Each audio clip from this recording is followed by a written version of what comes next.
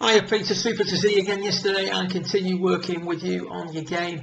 Just a quick recap as promised on the key points covered during yesterday's session.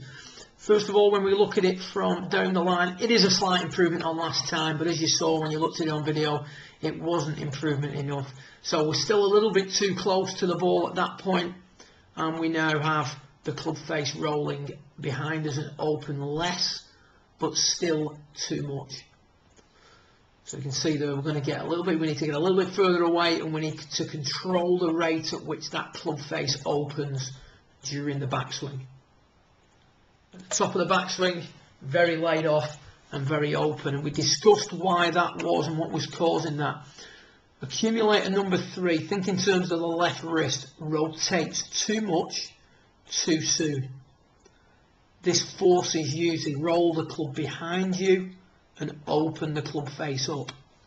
Accumulator number 3 then continues to load further from waist level to the top of the backswing, resulting in a very open, laid off position at the top. So the first suggestion we made was that on the way back we want to have 0 rotation of accumulator number 3, so we don't want any rotation in the left hand or left forearm.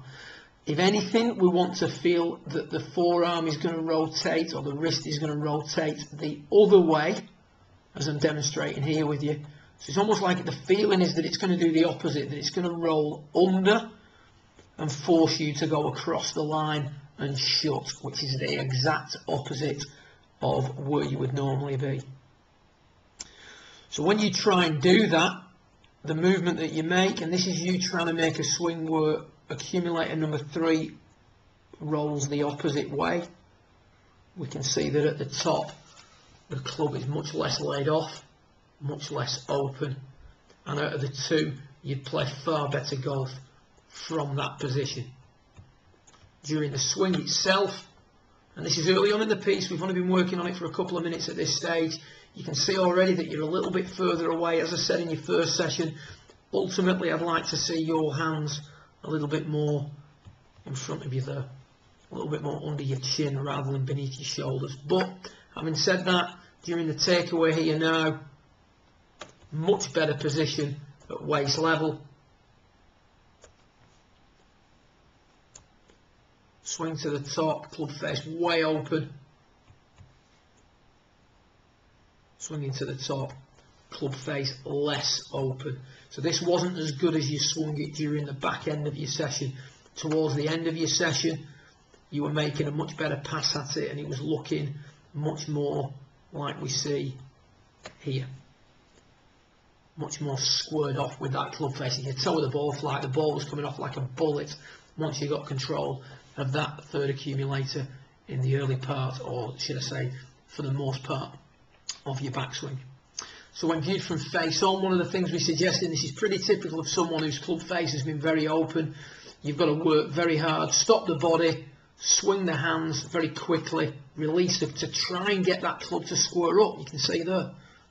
So that's a very typical release of someone whose takeaway and backswing has been inappropriate. So what we've suggested you work on now, as well as working on the accumulator number 3's movement on the way back, is the first move from on the way down is to feel like you're going to get the left knee to move forward. Leave the arms behind. You're not trying to do anything with your arms at this stage. You can see as the left knee moves forward, the left arm is lowered, the angles in the wrists and the right arm are maintained, and we get that nice linear movement that we're looking for in the early part of the downswing during stack and tilt. Much quieter move through impact than what we're seeing on the top right screen. And these two areas have got to be worked in together.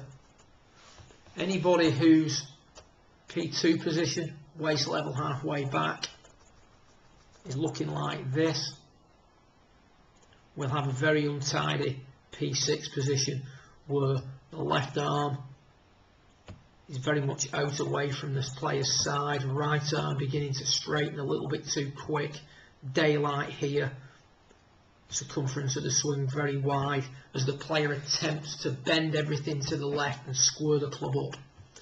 A player whose P2 position is more as we see here, where the club has stayed squarer to the arc, has rolled open less, can start to learn to have a much tidier P6 where the left arm is much more down the right thigh and the circumference of the swing is much narrower, allowing for better low point control, a better club face control, and also better control of the path of the club.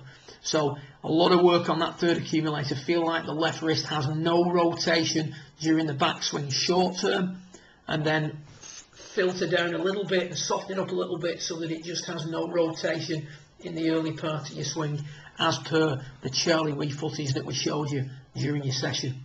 Once you get the hang of the backswing, the downswing will already have started to change, but as you're working on your downswing, try and really emphasise that left knee moving forward whilst keeping the arms and the shoulders in position. Good luck with it, and I look forward to seeing you in a month or so's time. Well done.